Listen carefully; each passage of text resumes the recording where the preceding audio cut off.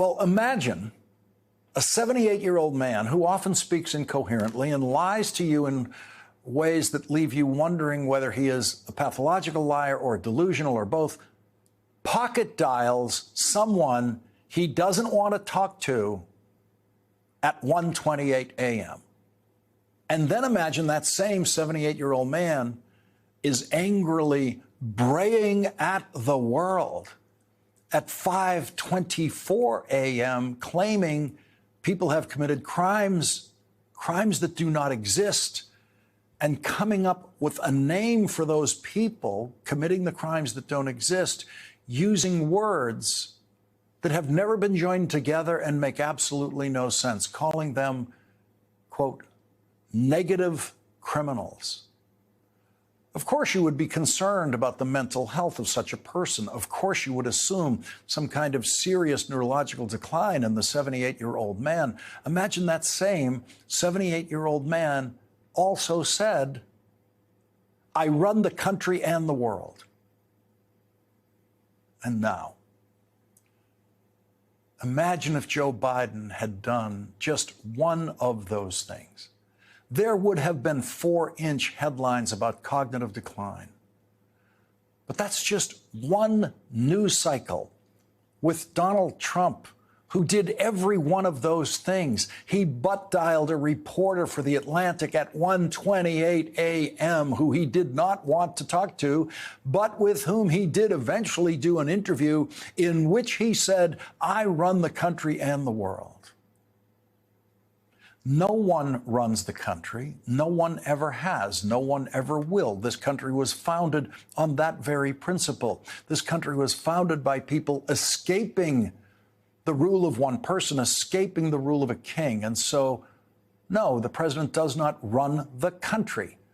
The president, at best, if he knows what he's doing, runs a section and only a section of the federal government, the executive branch.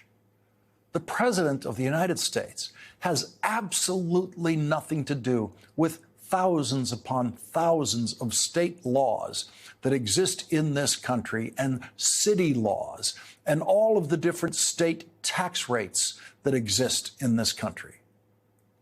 People have tried to run the world, people like Adolf Hitler, but no one ever has. And so, no, Donald Trump does not run the country and the world. And it sounds fully delusional when he says it in an interview with The Atlantic, which now carries that line as the title of the piece. I run the country and the world. Some Republicans have tried to justify that delusional declaration by invoking the concept of the President of the United States as the leader of the free world. That is a cliche that I have never personally indulged in, but it really is just a cliche, and it's never actually been true. And no previous president, all of whom since Franklin Delano Roosevelt have at some point been referred to in the media as the leader of the free world, has never claimed that title for himself. No president has ever done that, because every previous president who actually tried to lead other countries in one direction or another always knew that the easiest way to destroy a president's ability to lead other countries in this world, to cooperate with us, would be a publicly expressed sense of American presidential superiority over all of those countries and over all of those leaders of those countries who the American president might be trying to persuade. And so Franklin Delano Roosevelt, who brilliantly managed the Allied countries who won World War II, and Joe Biden, who brilliantly managed the alliance of countries who have rushed to the support of Ukraine, always publicly did that kind of leadership with humility, because that's the only way. The man who says, I run the world, is being rebuked literally by the world right now and every single day since he has imposed tariffs on the world. Not one country has accepted those tariffs. Not one country isn't fighting back against those tariffs. And China, the principal target of the Trump tariffs, through a government spokesperson, said, "We will fight till the end." That's how much Donald Trump does not run the world. Donald Trump started a trade war that he is losing every day. Donald Trump could not have chosen a stupider or more delusional moment to say, "I run the country and the world." As of tonight, new polling indicates the country doesn't want Donald Trump running anything now. Donald Trump has achieved a new record, and all of Donald Trump's records are the most extreme form of negative achievement. A new Washington Post poll awards a record to Donald Trump, reporting that Donald Trump's job approval rating is, quote, lower than for any past president at the 100-day mark in their first or second terms. Donald Trump is now America's biggest loser in the history of first 100-day presidential polling. 55% say they disapprove of how Donald Trump is handling his job, and only 39% approve. Donald Trump won 49% of the vote in the last election, but he couldn't come close to that now. The only comfort for Donald Trump in this week's new round of polling is that the richest person in the world polls just slightly worse than Donald Trump. 57% disapprove of what Elon Musk is doing, with just 35% approving. Americans think that the Trump-invented so-called Department of Government Efficiency, allegedly run by Elon Musk, isn't finding waste or fraud in government. 56% say that waste has either stayed the same or has increased, compared to 43% who think it has decreased. And 68% say that fraud has either stayed the same or has increased. Donald Trump, speaking of fraud, is the first president of the United States to try to hustle private business ventures from the White House and do it publicly, auctioning off for money that he can put in his pocket, not for campaign contributions, dinners at the White House, creating his own cryptocurrency coin business. No president has ever tried to profit from the presidency while in the White House. 59% expressed concern that Donald Trump is doing too much to reduce the size and role of government, with 56% saying correctly that Donald Trump acted beyond his authority as president without justification. That's what's happening in the country that Donald Trump says he runs. 56% are saying Donald Trump is trying to act beyond his authority as president, and that 56% understand that no one is supposed to run this country. That is not the definition of the presidency that a majority of this country correctly embraces, or that the Constitution provides for. Donald Trump does run his private businesses. He still does every day. He runs them for profit from the White House. But he does not run the country, and he absolutely does not run the world. It's not just every other country in the world that knows how harmful the Trump tariffs are. A huge majority of Americans know that.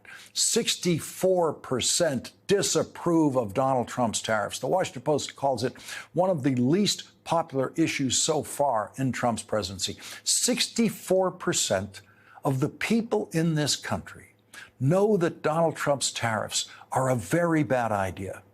72% say they think it's very or somewhat likely that his economic policies will cause a recession.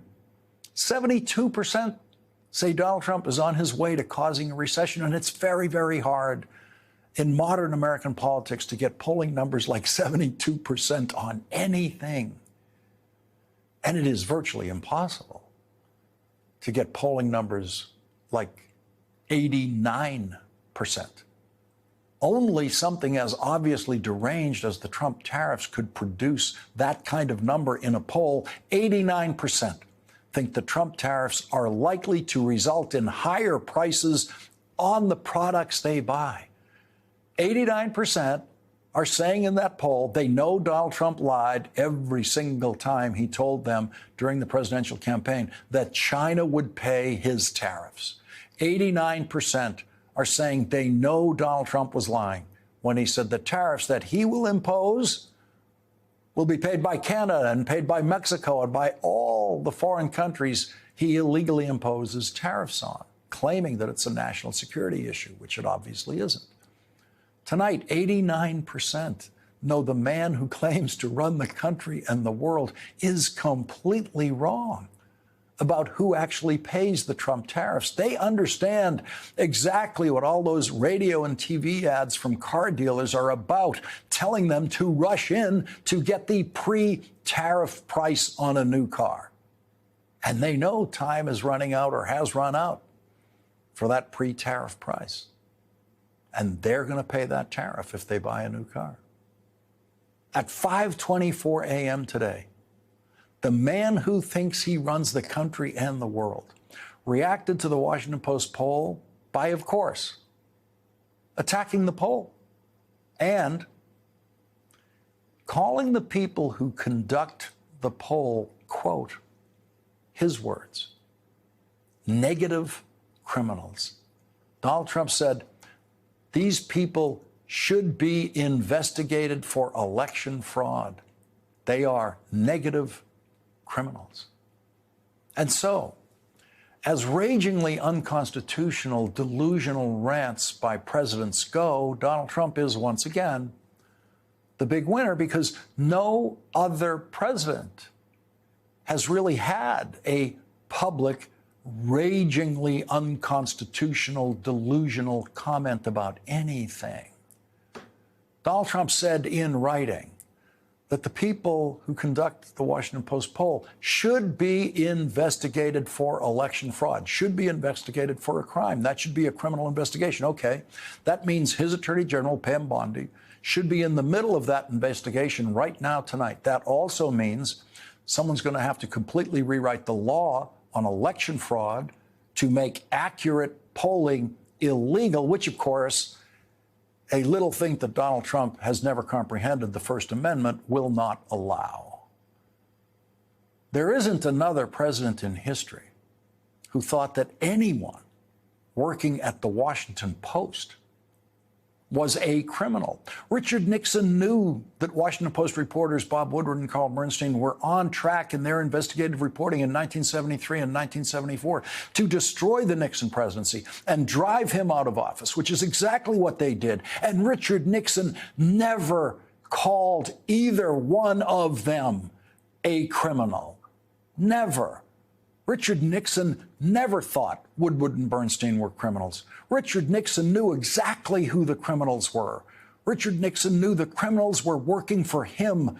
Richard Nixon knew he was a criminal. Richard Nixon knew the White House counsel was a criminal. Richard Nixon knew his Attorney General was a criminal. Richard Nixon knew his White House Chief of Staff was a criminal. And they were all found to be criminals in federal court, except Richard Nixon, who received a presidential pardon a month after he resigned the presidency for all the crimes he committed during his presidency. Remember when the Trump team was promising 90 trade deals in 90 days, around the world in 90 days, solve the problem? Because the man who believes he runs the world was going to fix everything himself. We're going to run 90 deals in 90 days is possible. The boss is going to be the chief negotiator. Nothing's done without him looking very carefully at it. He has such a fine attention to detail. It's impossible to get more clownish than that man. That was 17 days ago. Do we have 17 trade deals? No. How many do we have? Zero. Exactly zero. 17 days and zero trade deals is what he meant to say. Donald Trump suggested that China would be begging for a trade deal. The president of China would immediately pick up the phone and call Donald Trump. The president of China hasn't done that. And Donald Trump is still trying to claim that negotiations on a trade deal with China, which would be the single most complex trade deal ever negotiated with a single country in the history of the world, is actually happening. A trade deal like that normally takes years. And China says nothing's happening. China says there are no negotiations. Now, imagine the president of China and everyone in the Chinese government watching Donald Trump publicly demonstrate just how weak he is compared to them by lying about them. Donald Trump is claiming that there are negotiations going on with China because Americans, as shown in those polls, hate his tariffs. The Chinese government has the luxury of not caring what anyone outside the government thinks of this trade war. The president of China doesn't run the world, but he sure does run China. And so President Xi doesn't have to worry about public opinion the way Donald Trump does. That's why President Xi hasn't budged, and Donald Trump has.